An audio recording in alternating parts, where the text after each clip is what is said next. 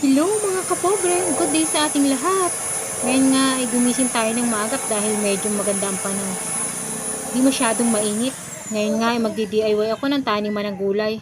Katulong ko dito ang anak kong bunso. Dahil sa wala tayong malaking space para sa ating mga itatanim, gagawa na lang tayo. Siyempre, gamitin natin ang maliit nating utak.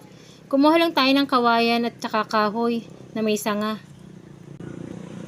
Biniyak at binutasan lang natin ang kawayan para sa ating gagawing taniman.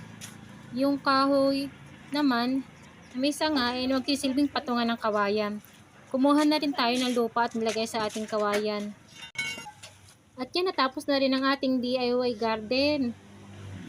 At dyan ay tinanim na rin natin ang pichay. Hintayin na natin ng ilang weeks kung kumusta na ba ang ating mga pichay. Konting pasensya at tiis lang. Parang buhay lang yan ng tao. Kailangan ng tiis, pasensya at dagdagan ng sipag at tiyaga. Pasasaan baga at makakatandi natin ang minimithin natin sa buhay. Walang ibang sandigan kundi ang Diyos na may kapal na gumagabay at manalig lang tayo, hindi tayo pababayaan. Sabi nga, kapag may itinanim, may aanihin. And that's it for the video today. Thank you for watching mga kapobre.